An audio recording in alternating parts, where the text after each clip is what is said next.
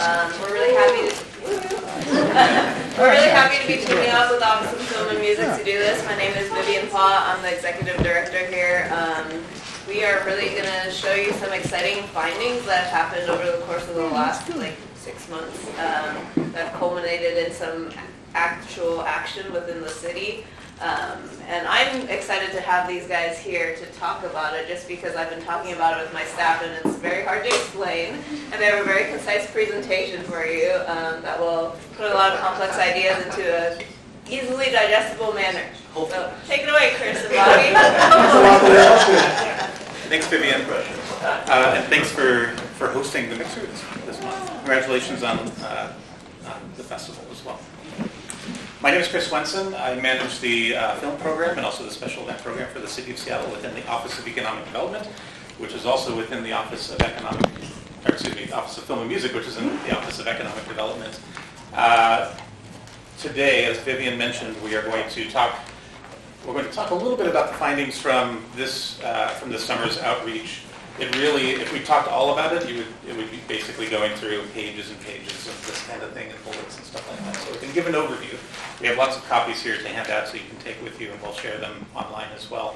But most importantly, I wanted to introduce to you the new incoming director of the Office of Economic Development, Bobby Lee. Welcome, Bobby. And the timing, it's been an interesting journey over the last 6 months. I won't go too deeply into the presentation here, but in the spring we were asked by the mayor to do some research and do some learning. And during that process, that process started with us not having an Office of Film and Music director or an Office of Economic Development director.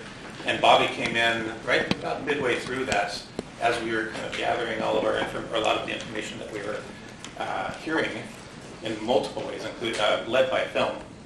And Bobby took that work and began the development of the vision that we're going to be talking about here today for the future of economic priorities for the City of Seattle, led by creative industries and film. With that, I want to, is it okay to push play on this? Yeah. Do you want to set this up what this is? No. Okay. That's the mayor, by the way. Including dreams of making it in the creative economy. Film, the arts, music, and culture. Our creative industries are not just good for our economy, they make our city better. That vibrant, soulful city that we want to be. We want the amazing, talented children and kids and youth and students who perform in theater to have a place in Seattle's creative economy for generations to come. With that goal, this budget will invest in work to build Seattle's creative industries and make it an economic priority. Our Office of Film and Music, working in partnership with our great entertainment community, will expand and lead our new inclusive creative industry program to keep building our city as the future. We want Jake to come on the stage and do it, showing everyone else how to do it.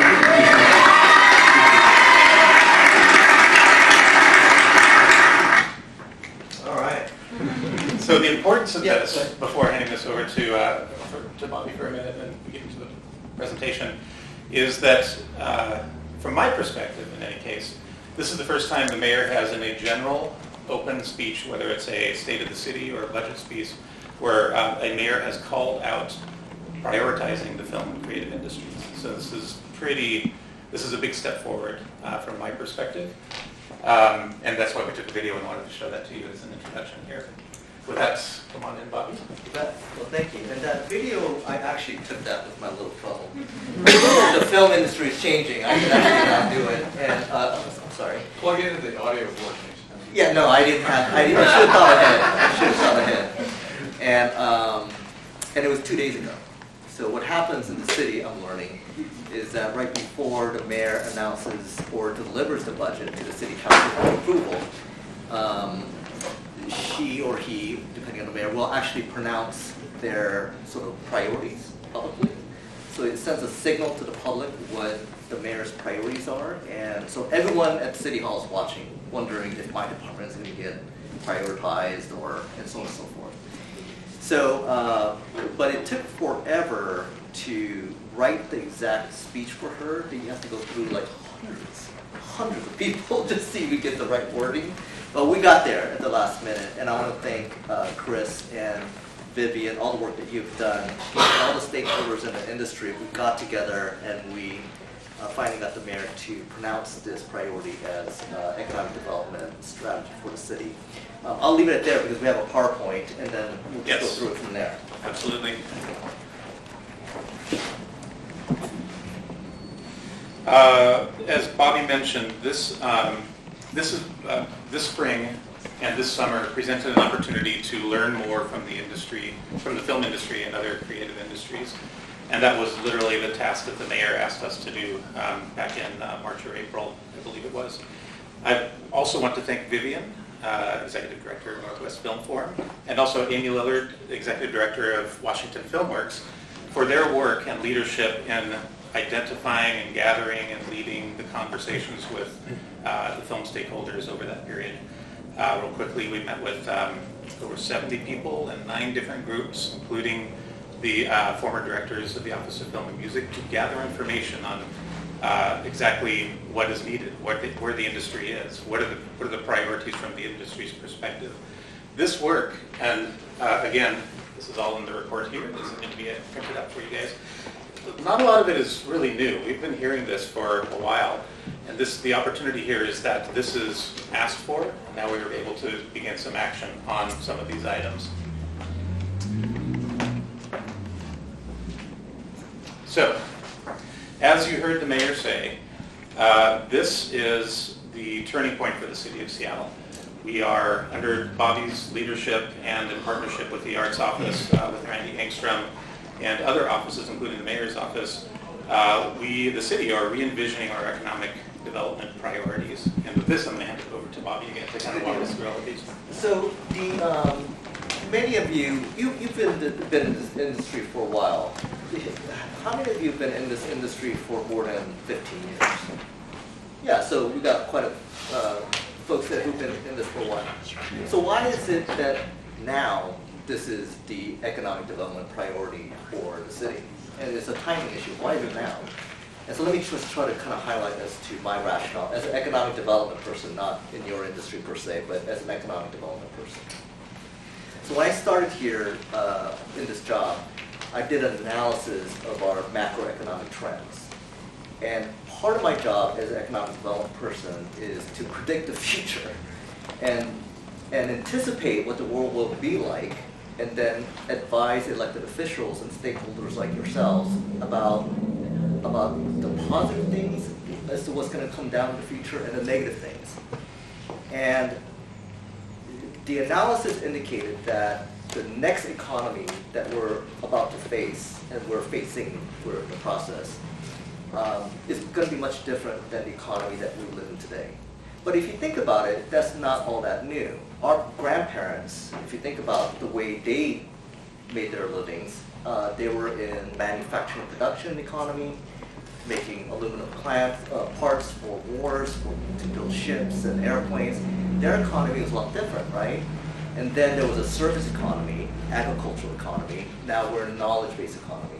All of us throughout our lives individually have to adjust, learn new skills, adopt new technology in order to get jobs. So all of us have to do that. So intuitively, you know that the economy is a moving target.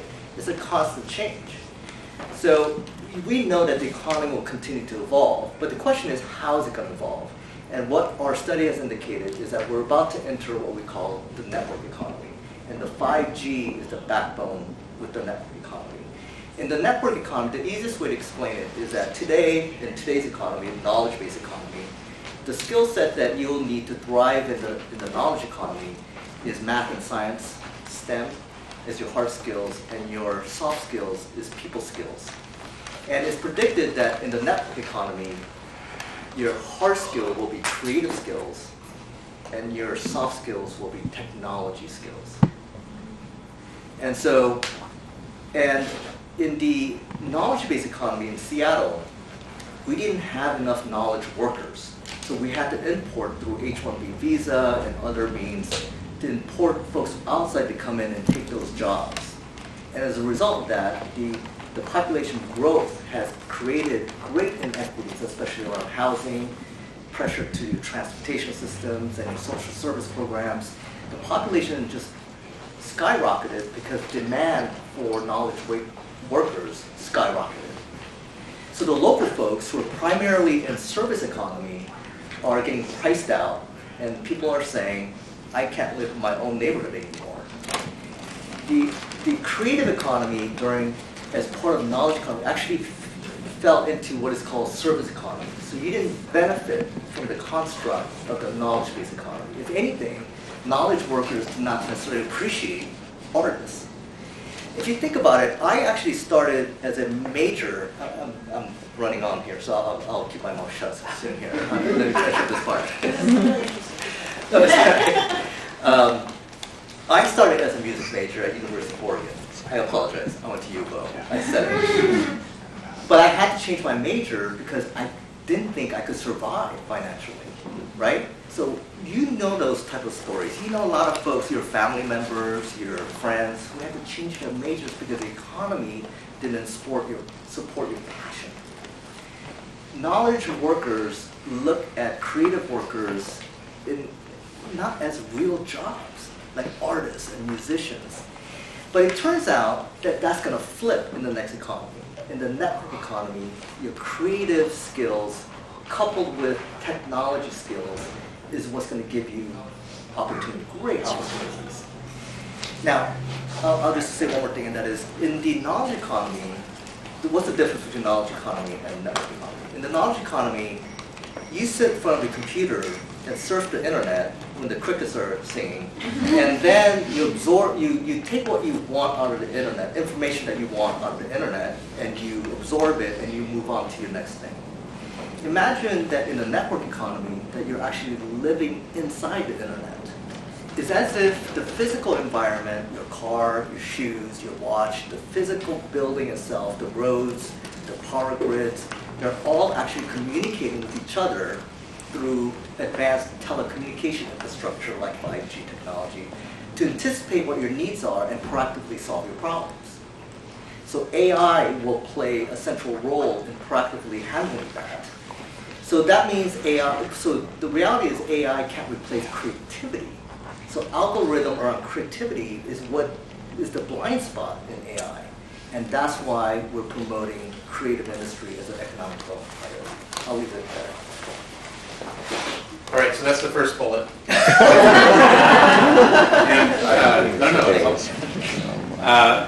If your head is swimming, it should be, because that's a lot. That's a very high level, 30,000-foot view of what the intent is for the reimagining and the reprioritization. It is not.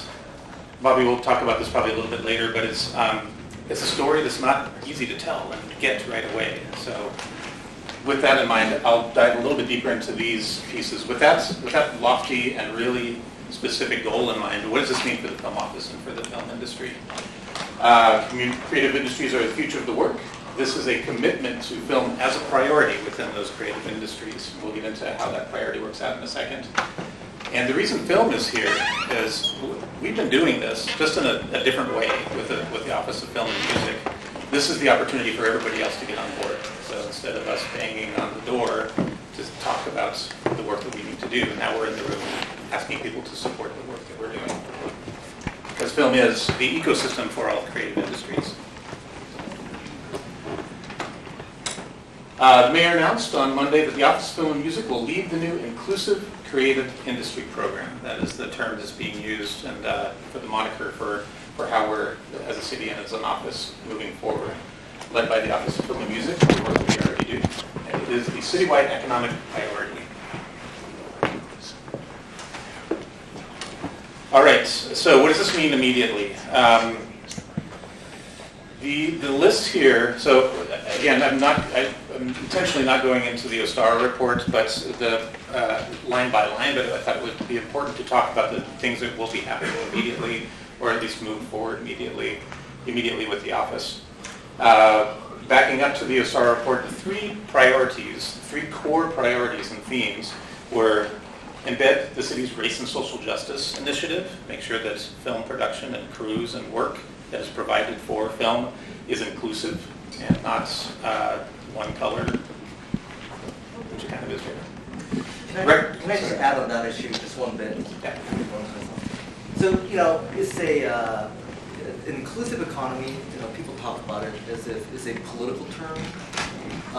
And certainly, economic development is about values, so I get that. But if you think about it, the younger folks in high school today are much more diverse demographically than the adults. And so, you know this. Folks coming up the food chain, the emerging workforce, as we call it, are much more diverse. So any industry, whether you're a creative industry or athletic outdoor industry or manufacturing industry, if you don't figure out how to make your industry inclusive, you're not going to have a workforce. So it's a numbers game. And so that's why this is, yes, it's the right thing to do, but from a numbers game standpoint, you have to do it in order to have your industry survive for long haul. So workforce. I'm sorry, go ahead. That's all right. That was the top 4 priority from the findings from all of our work groups conversations this summer.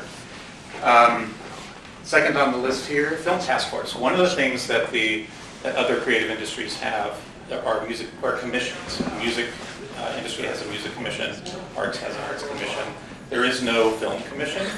So immediately before the end of the year, we're putting together a task force that will assist, and we'll get into it in a minute, specific agenda and priority and policy issues that would be recommendations for our office and for the city to follow. Marketing campaign. We are, the film industry and office succeeds when you're able to sell yourself to other folks to come in and hire the crew that are already here.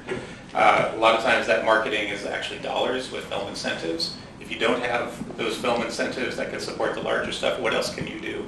Well, you can create a marketing campaign to sell the industry to other productions to come in, to sell it to local neighborhoods to be more accepting of film productions, which can be impactful, to talk to the rest of the city. If we're asking the city to get behind this, how are we marketing the work in the production, the work of film production to the city itself? Cross-departmental collaboration, capacity, staffing, prioritization, and responsiveness. One of the things that we've heard loud and clear in this work this summer and consistently ever since I've been here with the city is why are we asking for permission? Why are we coordinating permission for the things that we need to do on public property? So this work begins, again, from the mayor's office all the way down to the people that Taylor and I work with every day to get that street use permission. This is the work that we'll be developing as well. Jobs board creation. This is something we've heard for a very long time. There hasn't, I think there's a good one in Oregon, or a couple good ones in Oregon. There hasn't really been one in Washington State for a long time. And Washington Filmworks is developing one at the moment. We're going to partner with Washington Filmworks in the county as well, if the county is involved, to create that jobs board, both for productions that are looking for work or to hire, and also for crew who are looking to work on productions. And private sector and agency financial and prioritization for local film production. This means Visit Seattle. You're filming 12 episodes on Visit Seattle TV a year. Why aren't you hiring local? Why aren't you hiring local agencies? Why aren't you producing them all in Seattle with Seattle talent?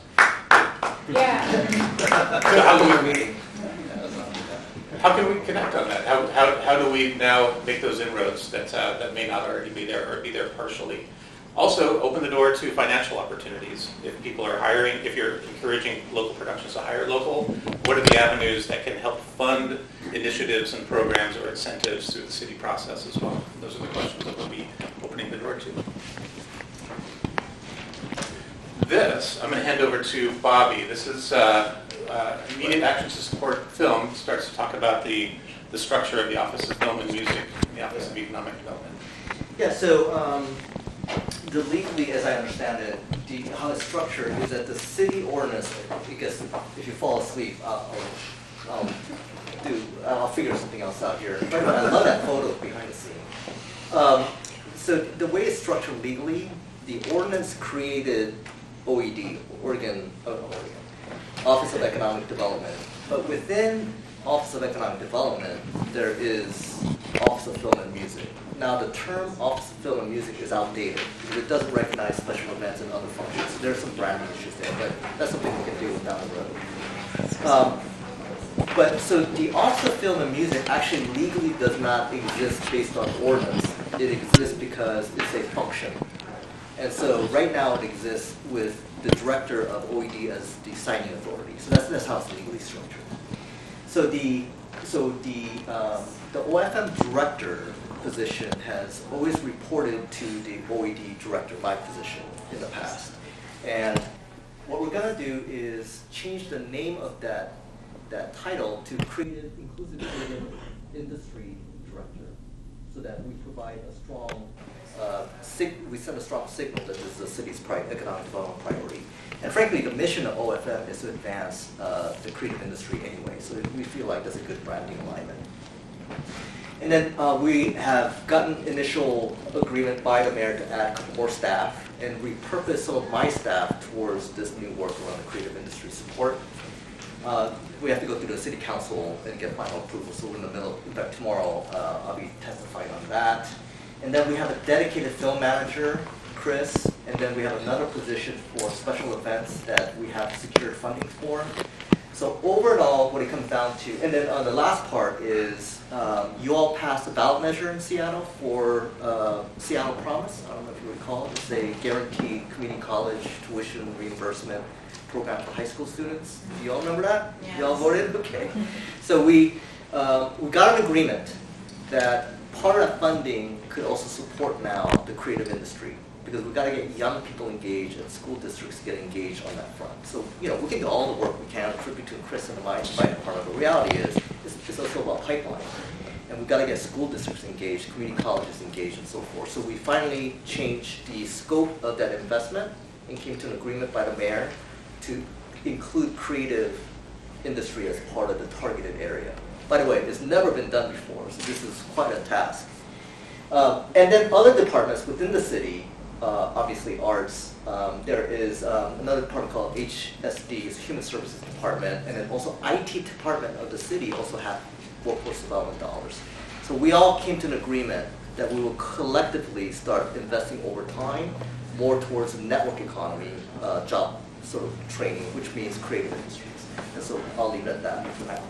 And then two quick specifics about this, especially the second to last line. I'll use real life examples recently. Again, historically, OFM is not necessarily the island of misfit toys, but it's really been such a strong advocate for the industry that oftentimes it feels like we're banging on the door to kind of let us in, be a part of this and support our work. This turns that around so that now others are supporting the work that we're already doing. As an example of that, there was I'm not going to say any names, but there's a major car commercial in one of our older neighborhoods this last month that was really, really impactful, unfortunately. So we're doing some triage and cleanup in that neighborhood and just talking with the businesses in the business district. And and to do that, what we're doing is already engaging with OED and Department of Neighborhoods leadership to have that conversation with the businesses, have the conversation with the business agencies, so they know it's just not a silo of a film permitting project coming in, that it's actually supported by all of the functions of the government of the city of Seattle. So that's a clear example of that cross-departmental work. The other one, I forget exactly what it was. That's an example of that, I think.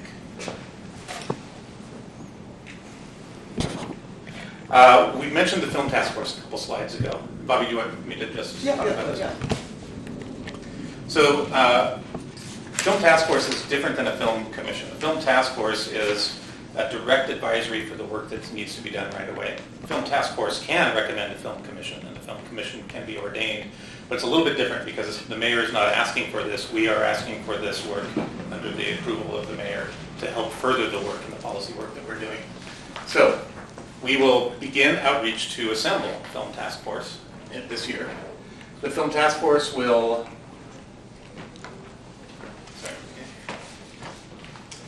We'll work with the city, or excuse me, with the office on the prioritization of the work plan, what we should be prioritizing in the next year as we develop this work. It'll inform the Office of Film and Music of industry work in partnership with creative leaders, so that marketing piece that we talked about and who else we need to make sure that we're talking to. It will recommend policy and budget interventions. If we need to assign or to begin initiatives that can directly impact the work of and the industry itself, those are the things that we need to hear from the film task force. Film ordinance has not been updated 25 years. I think there's some small little tweaks in it over the past 25 years, but largely it is the same film ordinance that was written in 1991, believe it or not. So let's update that with the help of the task force.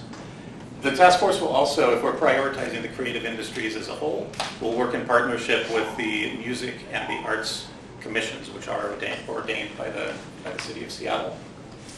Also, we'll prioritize film advocacy agenda to make sure that we're asking the right things and prioritizing the right things on our work plan.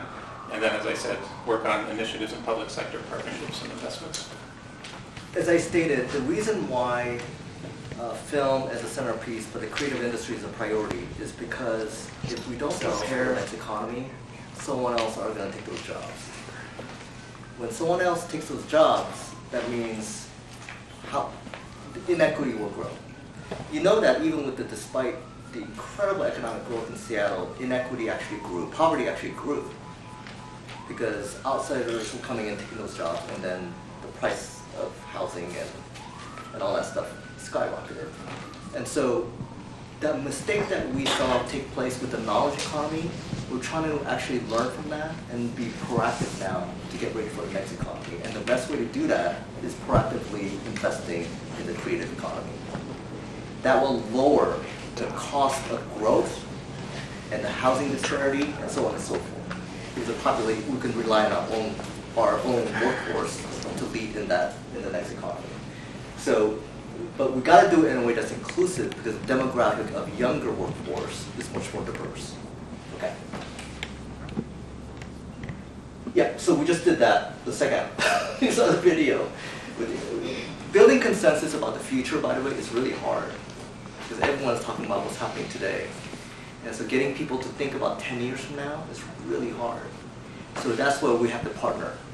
We have to, as Seattleites, take pause about where the economy is going and start planning ahead. If we don't plan ahead, that's when inequities grow. So, and the last part is there's only very few of us in this town. When I just moved here from Portland, so I was director of economic development in Portland, and the film industry was part of my portfolio. There's not that many of us in this industry. And we're viewed often as a sort of a shining object on the side. Everyone supports the film industry. They just don't want to fund it. And so, but what we've got to do is be more aggressive and bold about this new narrative around economic development, using creative industry as an economic development platform. Economic gardening is a strategy that often we use in my field. And that narrative cannot be just told by Chris and I or our staff. It has to be driven by all of us, from the private sector, community-based organizations, and government. So we've got to come together and really push this through. And in doing so, I really believe that we'll position Seattleites to take advantage of the next economy and hopefully bring more equity into Seattle. So with that, thanks, Bobby. I think just to emphasize that last line there about we're all in this together. This it's the industry, it's the community, it's the filmmakers, it's the creative, it's the ideators. It's also cross-governmental. So Kate Becker, former director of Office of Film and Music, Kate is here. Kate now runs now leads the creative economy and film prioritization for King County. This is exciting. This is the first time that's ever happened. So how do we, the city, partner with both the county and the state to do this work together? Additionally, I introduced her, actually Vivian introduced me earlier. To reintroduce Vivian, that's the other partnership that needs to be a part of this as well, are the community leaders, are the film house leaders, and making sure that we're in step and understanding and learning and telling the story along with you as well. Can I say something? Yeah. Yeah, and and I think them working with the city, there's certain things they can do and leverage, certain powers they can leverage. But I think myself and Amy Liller are very interested in seeing how we can mobilize the grassroots stuff around support for this. And I think we're here to disrupt. And there's a lot of energy and creative workers around the spectrum of media who are very interested in collaborating right now. And reach out to me if you want to, I don't know, stir some shit. That's a really good point. Yeah, our hands are, Bobby and my hands are tied in a lot of ways as far as activism and grassroots work, and that's your go-to. And with that, thank you very much for the time today. I'm going to hand it back to Vivian because Vivian is going to share some information about the rest of the film festival, local sightings, and thanks everybody for your time. Quick question for you. Yeah. Your name. As a producer, someone who's recently moved here from out of town, New Orleans, and we really appreciated the tax incentive programs, and I noticed that's not really been mentioned in this conversation. Are there tax incentives, or is this part of what the vision is moving forward? There is a state tax incentive, the film incentive program, which is separate. The county has just announced funding for an additional incentive for productions that are filming in specific ways on the county property. Part of the questions that we're asking are what kind of incentives and incentive programs that we can do as well. The city only has a soft incentive, which is a cheap film permit, an easy permit process. One more question. Okay, so I'll be short. LA money. So you're creating a lot of infrastructure to attract the sorts of productions and perhaps narrative, television, etc. Is that what we're looking at here? Because Seattle's known as commercial/corporate right now. So what are we looking at in terms of growth? Both. So over half of our at least through the permitting office, over half of the productions we see are commercial or corporate, and over half are local. So the intent here is to right-size the work. And to reprioritize the work to make sure that it's easy for the local companies to get the local product shot and with our support. To the extent that we can influence and can market the region for more work of that work to come, that's part of our intent as well. And then to expand that to other productions too. 2008 to 2010 was a massive time for independent filmmakers. David Rousseau, Lynn Shelton, Megan Griffiths all started during that phase, and so that was a thing. So take advantage of that, encourage things like that. This is absolutely the intent here. I'm going to have to cut it short because we already ran late. I apologize. If you can catch me or Bobby afterwards, please come and grab us. I'm going to hand it over to Vivian. Also, please pick up the STAR report findings. Those are all the stakeholder discussions, and we have kind of like a roadmap of sorts. And I'll bring him out right now.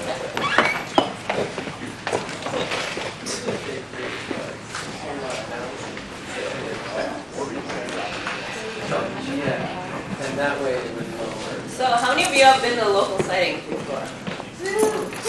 Cool. You all are cool. The rest of you need to educate. So this is the 22nd annual local sightings that's happening right now through the 29th. This is our newly updated description because for the past couple of years we have been kind of copy and pasting the same description for a while. We are very much about interdisciplinary programming, as the Film Forum does all the time, and this year's local sightings was very much in partnership with a lot of community groups and curators that we worked with kind of year-round, condensed into a festival. We weren't really crazy this time and kind of like doubled our programming, and thus far it's been going well. So, next slide please. Okay, so local sightings started in '97, I guess, since this is the 22nd annual, and I just decided to like look up what was up in Seattle in '97. And I like the question, what year did grunge begin and what year did it die out? And apparently it was in '97. It was also the year before Real World filmed here and some other kind of larger films were happening here, which you see in the lower right. Burns.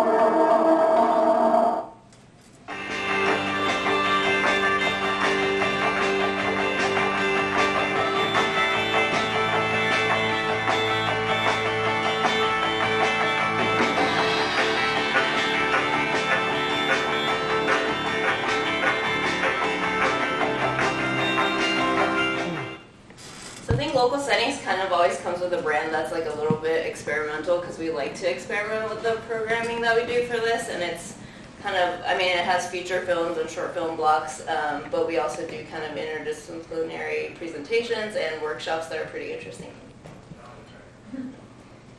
Our opening night this year was around, it was a world premiere of a breakdancing film that Amy O'Neill put on, I don't know how many years ago, 4 years ago On the Boards. And it was paired with some local music videos and then followed by a karaoke dance and after party co-sponsored with Teen Tix and Nifty. So that's just one of the ways we work with community partners to put on events like this. Oh, that's off-centered. Well, okay, so some of our workshops and panels this year, we did one in partnership with Washington Filmworks.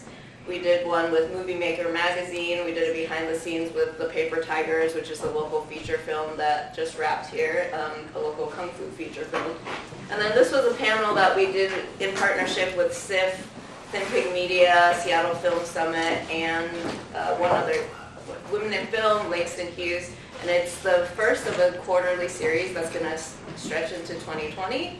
And it's kind of rare to have a panel have like a turnout of like 70 people, but because of the kind of cross-community collaboration, it was pretty successful in bringing people in and telling people about how they can market their film before the film gets released kind of situation. Okay, so this is images from a direct cameraless animation workshop that we did, which will be a series that we're also doing with the Engage Experimental Film Festival, which happens here in November. This was offsite at Pound Gallery. So basically what this process is you have film strips and you can draw on them or scratch off on them, and that'll create like a loop essentially that you can then play. And the loop, the images on it also is connected with a sound. So the trailer you'll see from last year's Engage Film Festival will show you what that looks like.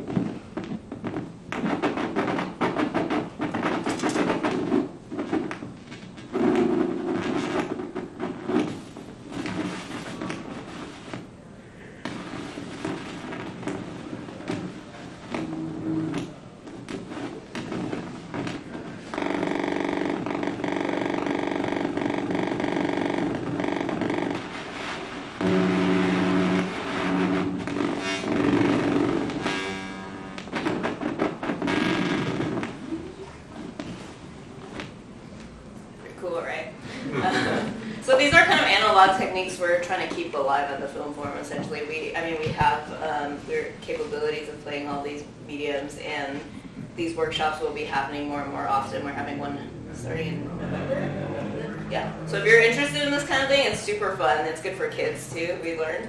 Yeah. You can't mess it up, really. Excuse me. So that's, yeah.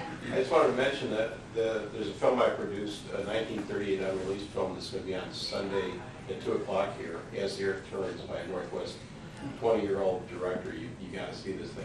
He did some scratching on the film in this movie. Yeah, and it's also going to look awesome because we just moved it into Cinema 1, and our capability of playing 4:3 aspect ratio, and that cinema is really good, and this screen's going to go like all the way to the ground, and it's worth looking at. Okay, so that's kind of older technology. We're also kind of embracing newer technology. So we had an intro to Unity. Does anyone know what Unity is? Yeah. 2 people. Okay, so it's like a 3D modeling engine that some people have been using to do VR with as well. And this is a different video from my phone, but this is a live performance we did that, you can play it, I guess. The Unity work that they're doing in the workshop is what you're seeing on screen, basically. This floating, but he's manipulating it live. And she's playing like electronic harp and manipulating that live.